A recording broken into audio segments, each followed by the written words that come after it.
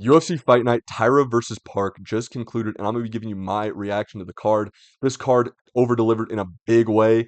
It was at an all-time low hype-wise after Amir Albazi pulled out. No name value. People weren't caring very much, but we get a domination in the main event as well as two Fight of the Year contenders. And starting off with the main event, Tatsuro Taira versus Hyun Seung Park. Beautiful performance from Tatsuro Taira. I picked him by second round submission. He gets it done. What do you know? By second round submission. First round that went out there, first minute, minute 30, they were both a little tentative, not much going on. And then right around like the 115, 130 mark, Tatsuro Taira lands a beautiful double jab down the middle, dropping Hyung Sun Park. And from there, it was Tatsuro Taira's world. He was absolutely dominant from there on. He was smudging him. He looked like a little flyweight Hamzat out there. Truly, his grappling pressure was suffocating. Hyun Sung Park in a moment worked back up to his feet, but Taira had gotten him back down. Ended up backpacking him, taking the back and getting in the body triangle. From there, he was not able to do anything for the rest of the round. Hyun Sung Park did a good job fighting off the rear naked choke in the first round, but was not able to last. In the second round, Tatsuro Taira goes out there, shoots a beautiful blast double, pile drive Hyung Sung Park, and then on the ground did this beautiful scramble to take the back because he was right there in full mount. And like scrambles to the back beautifully, kind of like around him. It was super textbook. He looked like one of the highest level grapplers that I've ever seen, truly. I said that he was going to improve a lot from the 25 minutes in there with Brandon Royval, and he did in a big way. His striking looks so much better. He looks so much more experienced, so much more composed, and I think he's going to run through a lot of important top contenders in the division. Hyung Sung Park was not even close to his level, and I think he would have done exactly this to Amir Albazi. But then in the second round, he ends up just locking up. It's like a face crank, rear naked choke, hybrid type thing. Gets him with the tap in about a minute. Beautiful, flawless performance from Tatsuro Taira. Completely untouched. He got like elbowed in the face from back position like once. I don't remember another strike that was like, oh, that landed for like Hyun Park. He was dominant, pillar to post, looked amazing. I'm happy, thank you. Fucking amazing, dude. Bisping was yapping some bullshit to him. After one more fight, you probably can't get it next. And he's like, I'm happy, thank you. Fuck what Bisping's talking about, dude. Let's just a Chinese yap. No, Japanese yap. But dude, he was fucking amazing. He called for Pantoja next. I think one more. I'll do some matchmaking tomorrow. Isn't the biggest name card, so probably just matchmaking for a couple fighters. But Taira, I'll matchmake him tomorrow. And then for Hyung Sung Park, tons of respect for him taking this fight on short notice. But Tatsuro Taira showed why he is super top level, and Hyung Sung Park just isn't quite there yet. Sacrificed his O for the good of the card. Shout out to Hyung Sung Park. I'm sure he will bounce back in a big way. Moving on, Mateusz Roundbetsky versus Chris Duncan. Man, fuck whoever scored this at 30-27, dude. That was a pre-written scorecard. That was a joke. And there's no way that you can fucking give all three rounds to Chris Duncan. There's no way. You could score it one of two ways. Either you give the first to Rebecca and or the third. You could score this fight for Rebecca, first and third. Chris Duncan definitely won the second, but in the first, Mateus Rebecki literally dropped him, I think twice, did a ton of damage, and then all he did was get caught with an elbow that did not damage, like it physically damaged his face, but it did not hurt or like wobble or do anything to him. So I gave the first to Mateusz Rambetsky. Fuck, dude. 30-27 is a gross scorecard. That like it's all I can think about because it's I when it went to decision, I was thinking like this is probably Chris Duncan's fight because I usually have a tendency to be like the guy that I picked is probably going to lose here. I don't want to be biased towards him, so I was like this is probably Chris Duncan's fight. But 30-27 is egregious. Chris Duncan looked good. But Mateusz Rambetsky, first round, dropped him a couple times, got caught with an elbow. His striking looked super good, looked like a fucking bulldog in there. Short, stocky, tons of power, amazing. He got a couple takedowns. He was just flowing in the first round. Then he got cut by an elbow. That elbow opened him up. I was pouring blood. Not much that you could do about it from there. Chris Duncan was able to capitalize in the second round, really poured it on Mateusz Rambetsky. Head kicks landed. One of them landed flush. Shit, what else? He was landing like jabs, hooks. Like he landed a couple head kicks, knees. Pretty much everything Chris Duncan was throwing in the second round was piling on to the damage of Mateusz Rambetsky's eye. So I did give him the second. So I had it 19-19 going into the third. In the third round, here's the thing. You could either say Chris Duncan based off damage because he cut open Mateusz Rąbecki and then continued to reopen and continue to damage that eye, making it a fucking mess. So you could say damage for Chris Duncan, or you could say the power shots and the volume on the side of Mateusz Rąbecki. I I as somebody who picked Mateusz Rąbecki, I was hoping he'd get the decision. As soon as I heard the 30-27, I was pissed, but I was like, "Oh, that's Chris Duncan's fight." There's plenty of arguments that Mateusz Rąbecki won 1 and 3. There's no argument that he won 2. You know? So that shit was garbage. Fuck whoever scored that a 30-27. That was not a 30-27. That was a fight of the year contender, and then that kind of like ruins it all. That was not a 30-27. It was a 29-28 close fight that your conditions for scoring determine who won that fight to you. Do you consider who landed more consistently and like the bigger shots, or do you determine based off who looks more fucked up in the round, who's more damaged, who got hurt worse, that kind of thing? I kind of scored a little bit in the middle. I thought Chris Duncan won 2 and 3. I did not think that Rebecki did enough to get it done, but there was a very good case to say that he did. I love Mateusz Rąbecki, one of my favorite fighters at lightweight. I hope he bounces back in a big way, dude. This guy's taking years off of his life for the people's entertainment. Truly, that war with fucking Midabek Oralbai, and then this one back to back. Yikes, man. Yikes. I worry for Mateusz Rąbecki. Chris Duncan, great performance. Can't take anything away from him. He had great moments. He that was a textbook elbow to open up Mateusz Rąbecki. That won him the fight easily.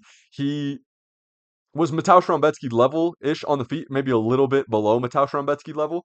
Um, but he was able to hang in there with Mateusz Rąbecki, who's a guy who I still consider, honestly, to be top 15 at lightweight. So I guess Chris Duncan is legit. I said like, oh, like he's not going to do that what he did to Vucenic. I was happy that Mateusz Rąbecki was successful in the grappling and Duncan was not. Um, I picked him to be the better grappler in this fight, and he did. He just didn't quite do enough to win the decision. I had it 29-28 Duncan, and this was my first miss of the card. Chris Duncan looked really good. Sure, there's some good fights. Probably a ranked fight in his next fight. And then Mateusz Morawiecki, we got a little bit of rebuilding to do, my brother. Um, Fuck this judge that gave that a 30-27. But this was a sick fight. Fight of the year contender, tons of blood.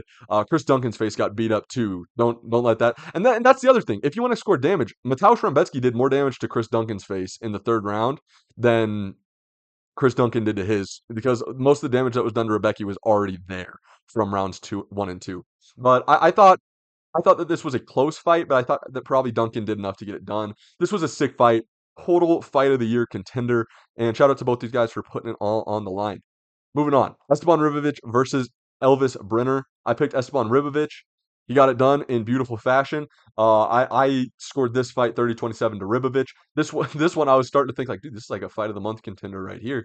And then like the next one after that was just as good or even better.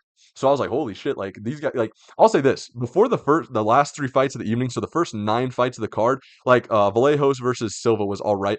I was like, dude, this card fucking sucks. But then dude, these guys, Rebecca and Duncan, and then Taira, they really picked it up towards the end of the fight or the end of the card. Esteban Ribovic went out there, looked amazing, poured it on, super technical, uppercuts looked great, chin looked great. He had no problem getting jabbed up in the face. He was getting jabbed hard. His fucking head was getting snapped back.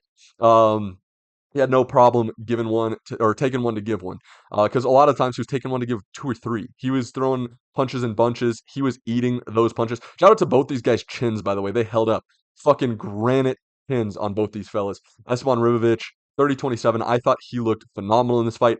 Brenner, super game. Let's give this guy a fucking chill matchup, dude. Ribovic, Alvarez, and Oralbai. Holy shit. Let this guy chill. Just like give him like somebody not that good. Just give him somebody that's like a very approachable matchup. Brenner has to go in there with all these fucking killers. But great chins on both these guys. Brenner, super game, returned plenty of good strikes. His jab was super effective. Just could not really bother Esteban Ribovic, who was extremely, extremely blockheaded in this fight. His chin was immaculate. He took a lot of damage. In the first round, it looked like he got dropped, but he actually just slipped. And then he got answered with like fucking 20 shots on the ground, but he still worked his way back up and made it a scrap. There's really not much else to say than they made it a scrap, and this was a good boxing, kickboxing type of fight. Because there's not like moments to talk about here. Super sick fight. That's all there is to say. These guys really brought it. Esteban Ribovic clearly won, but Brenner was super game, so shout out to him. I hope Honestly, dude, this is the kind of stuff I didn't see a fucking performance of the night worthy thing. Like Neil Magny and Rinya Nakamura both like were like TKOs, and then Tatsuro should get one. But dude, give both these guys a fight of the night bonus, or all four of them. Fuck it, dude. They both earned it. Just give it to them. They all put it out on the line. They like I'd rather see Elvis Brenner and Esteban Ribovic and Mateo Shrembetsky and Chris Duncan get a bonus over like, oh dude, that was a really solid kick to the body, and then Fletcher quit, or nice TKO because fucking Dos Santos gave up, Magny. Like, no. I want to see both these guys get fight of the night bonuses. They deserve it. It was a fucking scrap, just like Rebecca versus Duncan. Chins both held up. They were both a lot less bothered by the pace than Rebecca and Duncan. You could tell that Rebecca and Duncan were both holding a lot more muscle. They were a lot more power shot heavy, and they were hurt a lot worse than Ribovic versus Brenner. Neither of them had near as good of a chin as Ribovic or Brenner, or both of them would have probably been looking pretty good in round three. But these guys really super high pace, super interesting fight, very fun to watch. Brenner was even really solid. Somebody gave him a round, I think. Like somebody gave him, I think it was round two. Was it round two? Yeah, I think somebody gave him round two. Um, I had it 30-27 for Ribovic, but that's not ridiculous. It was a super good. It wasn't a back and forth fight, but the pressure was back and forth. Like they were both throwing a ton. It was not like a one-sided domination. They were both getting tagged up. They were both hurting, and it ended up being a sick fight. But I didn't see Brenner winning rounds as a whole. He won maybe minutes at a time, but I thought that Ribovic was the clear winner of all three rounds. Moving on, Taira Rosa versus Nora Cornwell. Rest in peace to our dog of the card streak. I had Lewis, and then I had Vertenikov, and then I had Billy Elikana. Nora Cornwell, dude. Underdog pick of the card. I'm not gonna lie, dude. I said it in the thing. I didn't watch tape for these ones. I just could not get hyped for this fight card, dude. I couldn't. I always watch tape for fights. I couldn't. I just went off pure memory. The only memory I had of Nora Cornwell was her fucking dominant submission win versus Haley Cohen on the 314 card. I thought she was a lot better grappler than she was. Fuck off. I thought she was a lot better grappler than she was. She was trash. Looked terrible. Bad pick by me. Simple. Cara Rosa. I remembered her going to war with like Irene Aldana and like Norma Dumont, but I was like, that's clearly gone because look at how she looked versus Eileen Perez, who I do not consider high level. I guess I have to fucking reconsider that now because Cara Rosa is clearly not done and she just got schooled by Eileen Perez. But I just thought that Cara Rosa wasn't that good. Bro, I hate seeing actual professional MMA fighters just not know how to get up off their back. Like Cornell was flat backed for two whole rounds. Somebody gave her the first round. As somebody who picked her as my dog of the card, fuck you, Aaron Bronstetter, by the way, the guy who always like is up on the screen scoring fights and stuff. All I did was comment LMAO to him scoring the first round for Nora Cornell. This little soy boy cuck blocked me, so fuck you. I don't really care about Aaron Bronstetter blocking me on Twitter. Oh no. Fucking give your shitty little takes about Nora Cornell winning the first round after getting smudged and fucked in the first round. And I picked Nora Cornell and I didn't score the first round for her. Dude, I picked Nora Cornell and I didn't score the first round for her. I don't know how you fucking see that. So good shot. Good shit, Aaron Bronstetter, you fucking pussy. Um, Decent fight.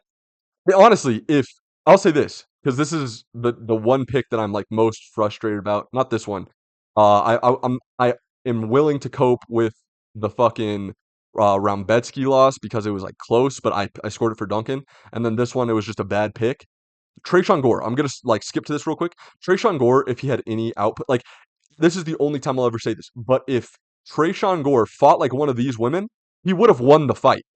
If he just was like, "Oh, I'm gonna just throw with some fucking reckless abandon here," he would have won the fight.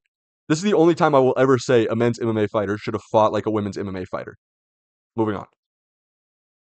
Shout out to Cara Rosa. Really good performance. Dominant. Really dominant. I don't know what's next. I'm not gonna fucking matchmake a women's MMA fight. Dominant from Cara Rosa. So good on her. This was my other dog pick of the card. Neil Magny versus Alesi Zaleski dos Santos. Weathered an early storm, won all the exchanges on the feet in the first round, but got taken down, kind of smudged. And then in the second round, total war of attrition. Zaleski dos Santos was just not able to bother Neil Magny. He was able to scramble his way back up to the feet. He ends up getting a takedown of his own, and he rains down ground and pound and gets it done. Unk has still got it. Not much to say here. Leslie Zaleski quit, so he took that beating and lost. Neil Magny's back, though. Total credit to him. I love Neil Magny. Dope guy. Dope fighter. The gatekeeper is still going. Fuck it. Give him his ranked spot back and take it from Gabriel Bonfim. Seriously. Seriously.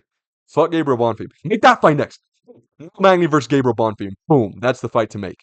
Um, Not much to say. War of attrition. He was able to withstand the early onslaught from Alesi Zaleski dos Santos and get it done in the second round. Takedown, ground and pound, beautiful. Moving on. My other lock of the card. For the record, my other lock of the card was Esteban Ribovic. Kevin Vallejos, man. Am I the only one who's like a little bit underwhelmed by this performance? Like I picked Kevin Vallejos to go out there and starch Danny Silva and won. Kevin Vallejos has the whole like tracking down Gene Silva thing going on. MMA Guru's been saying like we are getting a ranked opponent next. No, please God no. Let's not give this 23-year-old a ranked opponent after Danny Silva's bag of tricks gave him a couple issues. I had all 3 rounds for Kevin Vallejos.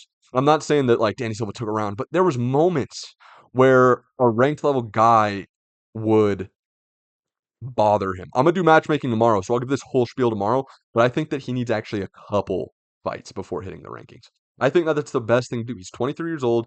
Build him, have him hit the rankings when he's 25, 26. We have plenty of guys at featherweight right now who are waiting for ranked opponents anyway. We don't need to just force Kevin Vallejos in there when he's not ready, potentially get him fraud checked when you have this sick storyline with him and Gene Silva. But Danny Silva was getting it like first round was slightly competitive. Danny Silva was like landing, having success, looking good. Got a takedown in the first round, I believe. Was it the first round? Yeah, he got a takedown in the first round. He had moments of this. I think it was like at the end of the first round, if I remember correctly. But he had moments of success.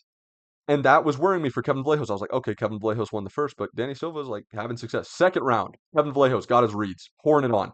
Hook was landing. Overhand right was landing. Everything was landing. Everything Kevin Vallejos wanted to land was landing. He dominated the second round. The second round was super clear cut, super decisive, very good second round from Kevin Vallejos. And then in the third, Danny Silva is just getting his fucking ass beat, walking forward, emoting. Like, yeah, bro, wow, wow, like all this fucking shit, while literally just getting battered. Like Kevin Vallejos clearly won all 3. Somebody scored him in the third. Ron McCarthy scored in the third. Ron McCarthy scored in the third. Kevin Vallejos 1, 2, and 3 won them all. But Danny Silva had moments. He landed. He hurt Vallejos. Not like hurt him, but like you could tell Vallejos felt a shot. I believe he actually hit him with an elbow that Vallejos felt at a moment. He was like, "Oh shit," and he kind of like had to like shake off. Um, Good win from Kevin Vallejos. Danny Silva's legit. 10-1 before this in the UFC. Um, I think that there's just more that Kevin Vallejos needs to do before hitting the rankings. We need to build him. He's still pretty green for a guy who's at now 16-1, I believe. I still believe that him versus Gene Silva will be huge when it happens. We just have to slow build him. Great win from Kevin Vallejos here. Just underwhelming. I truly thought that Kevin Vallejos would go out here and starch Danny Silva in 1 or maybe 2, but it went to decision. And Danny Silva had moments of success, and I don't like that. I really don't. Moving on. Rinya Nakamura versus Nathan Fletcher. Nathan Fletcher was a very popular underdog here. I said no. I said I'm picking Rinya Nakamura by decision. I think he's going to ragdoll Nathan Fletcher. Didn't even have to get there. Landed a beautiful body kick, toes right on the liver. Really bothered Nathan Fletcher. He like kind of shelled up, and I thought that he dropped him with like a follow-up jab, and it was like nice. Not really. He like barely connected with the jab, and Fletcher just folded, and then like a little bit of ground and pound. The fight was over. Um, Not much to say. Nathan Fletcher, not that guy. Not legit. He's not bad, but he is not ever gonna be like ranked level or anything like that. Rinya Nakamura is pretty good, and he's very self-aware. I like this guy. He's like, "What are you gonna do in Vegas, dude? I'm a gamble." Like he's fucking cool. And then Rinya Nakamura is like very self-aware too. He's not one of these guys who like fucking Oswald Mabayev. I want Josh Van. Taguiro and Bekov. I think I'm a bad matchup for Pantoja. Like these fucking stupid morons who just want to call for the dumbest, most impossible matchups in the world. Brendan Nakamura is not one of those. He's like, I think I'm 2 fights away from a ranked opponent, so I'm not going to call anybody out. I'm going to take who they give me. Good thought process, Randy Nakamura. I'm still high on him. Dude, he even said in an interview that he chose not to wrestle versus Moon Gaffarov because he got booed for it in the fight before. Use your skills, dude. Go fucking wrestle. We bet on you because we know that you're an Olympic level wrestler and shit. That's him that's an Olympic level wrestler, right? It was not the guy that Josh Van beat, was it? But Randy Nakamura is a very high level wrestler. Just use your fucking wrestling, dude. It's okay. Don't worry about the crowd booing you. Go win. Just go out there and put together some wins. He's still really good. There's still plenty of potential for Brendan Nakamura. Moon Gaffarov isn't even like the worst lost at. Moving on, dude. This is the only one that bothers me, man. Trayshawn Gore versus Rodolfo Vieira. I'm a big Trayshawn Gore fan, dude. I said this in my prediction video, dude. Everybody who picked Rodolfo Vieira picked him by submission or like ragdolling Trayshawn Gore. Trayshawn Gore stuffed like 15 out of 16 takedowns. He was really, and the one time he got taken down, he got like snuggled. Like there was no damage done on the ground by Vieira. No output from Trayshawn Gore. He stuffed all these takedowns. That was clearly what he had to do to win. If he just threw with any volume whatsoever, like I said, if he earlier when I said if he fought like a fucking Nora Cornell or Carol Rosa, he would have won this fight. If he just fucking fought like a women's MMA fighter and just fucking chucked shit out there and let his hands go, he would have won this fight. 30-27 for Adolfo Vieira. Somebody gave 29-28 to Trayshawn Gore. I didn't even, and I picked Trayshawn Gore. We're talking about the difference of one big overhand or jabs in the first round. Literally, if he just did any sort of activity, he would have won the first off of Rodolfo Vieira. And in the other ones, if he just let his fucking hands go, he probably would have knocked out Rodolfo Vieira, who's not fucking good. Dude, people are clowning the fuck out of Trayshawn Gore. I've seen so much. He's getting cut. I love Trayshawn Gore. I hope he doesn't get cut. I think he's a great guy. I love Trayshawn Gore, the person. Great guy. God bless him. Only wish him the best. Trayshawn Gore, the fighter. Holy shit, he pisses me off to watch. You stuff all the takedowns, and you can't just let your fucking hands go. You will beat Rodolfo Vieira if you let your hands go. He just had to not be afraid to throw. And for some reason, he was afraid of this guy who is not a fucking good striker, who has only ever been anything in the grappling, throwing back at him. And now he gets out-volumed on the feet by Rodolfo Vieira after stuffing all his takedowns. If he just threw 6 more jabs around, landed one overhand around. Anything. If he just did anything other than, leg kick, leg kick, leg kick. If he did anything well, he would have won this fight. If he just let his hands go at all. There's literally people on Twitter that are like, oh, I know Trayshawn Gore had 3 classes or 3 teachers in a classroom in elementary school. Like, this guy's getting called fucking retarded. He's getting called retarded. I like Trayshawn Gore, dude. He's such a nice guy. Like, now this guy's gonna get clowned to shit. He misses weight. So now he's already on the UFC's bad books. He misses weight by like 4 pounds. And I'm like, oh, it's all right. He's just going to go out there and take care of business. Water in the bridge. This is his first weight miss. Goes out there, puts on a shitty, stinky, horrible to watch performance. No output, no entertainment, no anything. That happens. And then he just has no output, no confidence in himself. And I am really worried that he's going to get cut. I really think Tuesday comes around and I'm seeing Trayshawn Gore fighter removed. I'm like, well, fuck. Because I'm a Trayshawn Gore fan. Like, if this guy goes to the regional scene, I will be watching whatever regional promotion he goes. I like Trayshawn Gore. I will be hoping for the best. I'll be praying for this guy. I think that he's a dope guy. I think that Trayshawn Gore is a good dude. God damn it, he struggles as a fighter with fight IQ. Because, and even in the third round, to just not be like, I'm probably down 2-0, I got to kind of push it. No urgency. Never let the hands go. Maybe there has to have been something going on in his camp. He misses weight by 4 pounds. Then he goes out there looking lackadaisical as fuck, fighting like I fight in my dreams. I really hope that there was just something going on in the camp and the UFC gives him one more chance. Trayshawn Gore, dude. Tough. Because my picks were perfect up until this one. And this one I got it right. I said he's not gonna get taken down, he's gonna do well, he's gonna like if he stuffs the grappling. That was pretty much what the thing was. If he is able to mitigate the grappling, he's going to win the fight. Mitigated the grappling and lost the fight by getting barely outpointed on the feet. Like I said, 6 jabs, body kick, anything would have like set this round apart. Nick Klein versus Andre Pulia. I don't even like remember the first round of this fight. Truly, first round of this fight, I actually think Nick Klein. I mean, Nick Klein came out early. He landed like a couple hooks, flurry, got him down, took him down, and controlled him multiple times. Took him down, took him down, took him down like 4 times in the first round alone, I think. Three. Um, but Puliev, second round, wins the war of attrition. Same thing as kind of Neil Magny earlier. Broke Nick Klein, who's a very easy person to break. Nick Klein withers Andre Puliev and gets it done. Not much to say. Very solid finish from Andre Puliev here. He was it a head kick? It was no, it might have been a head kick.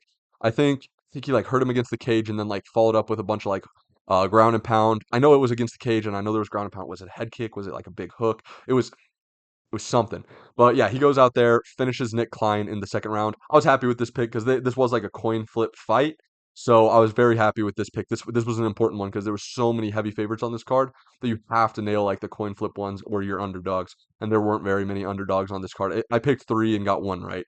Um, Good shit to Puliev. I'm very confident neither of these guys will ever be anything in the sport, but good job getting my pick right, Puliev. Moving on, Austin Bashi versus John Giannis.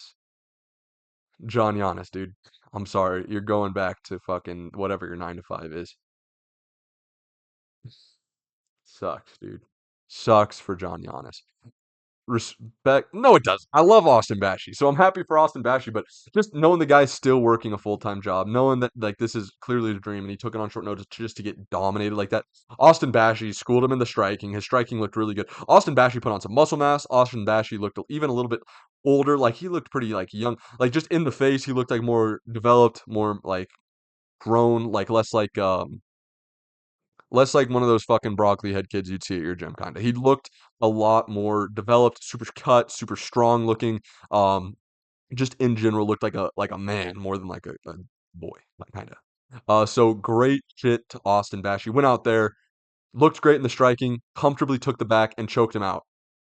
Standing on the back, give credit to God.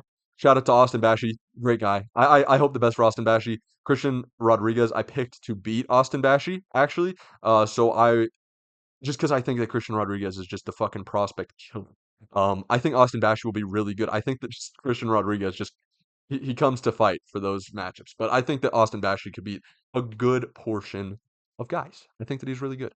Um, but yeah, great performance from Austin Bashi. Went out there, looked great in the striking, took the back, good ground and pound, easy, easy first round rear naked choke.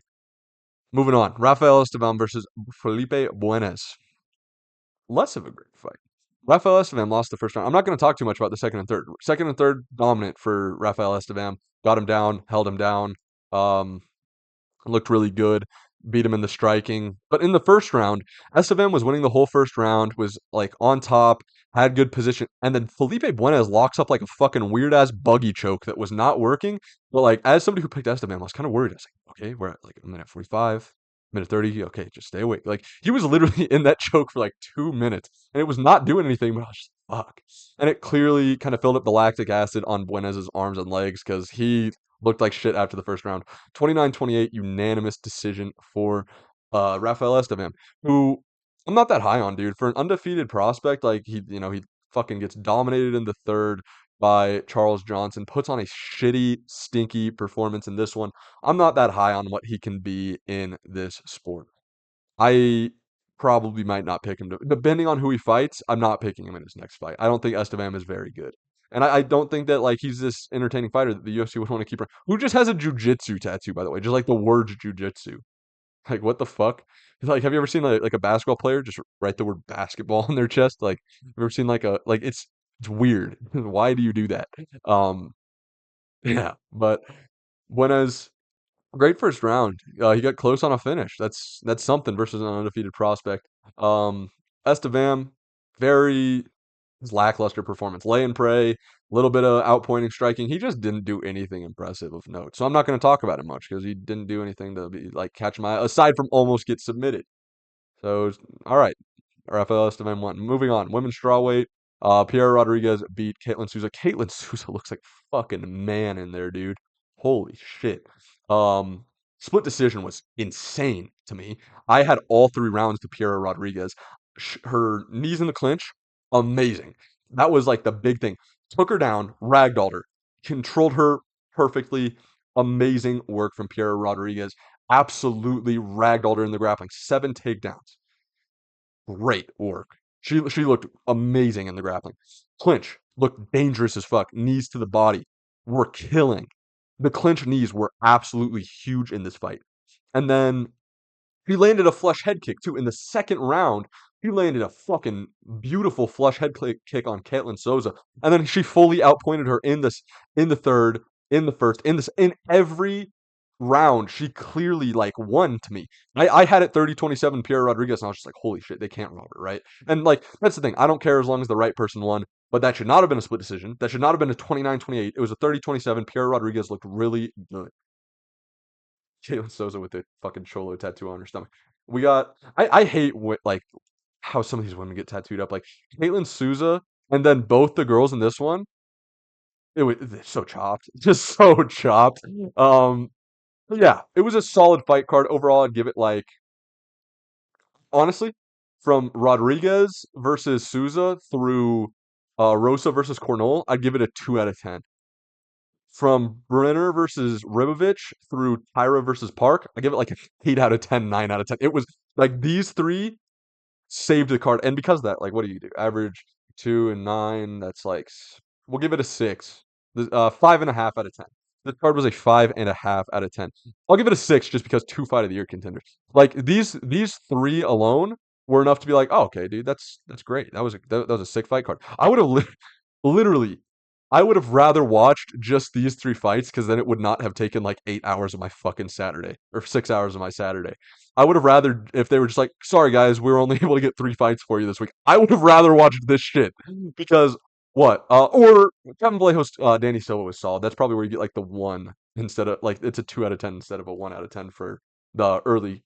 I guess it was like a 3 out of 10. Yeah, so 6.5 out of 10 for this card as a whole. Um, decent card. Locks of the card, we went 4 for 4. Ribovich won, Vallejos won, Bashi won, and Estevam won. Underdogs, we went 1 of 3. We got Gore wrong, we got Magni right, and we got Cornell wrong. Thank you guys so much for watching. Tomorrow I'll be doing like a slight matchmaking video. I'll probably only be matchmaking the relevant fighters from the card. So instead of the usual 12 to 14 fighters, we'll probably be hitting 6 to 8, 6 to 8 guys. But thank you guys for watching. I might even drop 2 tomorrow. Thank you guys for watching. Make sure to leave a like and subscribe. We did profit again this week. I do want to say that. So 4 weeks in a row profitability streak. I am very proud of that. This week it was our least profitable week. It was only plus 1.21 units. The other weeks before that were like plus 2.44, 2.46, 3.46. Like really good streak that we're on here. And next week I have a good feeling it could be profitable too. I actually fucking watch tape for that one, even though it's not a good card itself. But I will catch you guys tomorrow in the matchmaking video. Thank you guys so much for watching. Make sure to leave a like and subscribe so you can keep making money from my picks, and peace.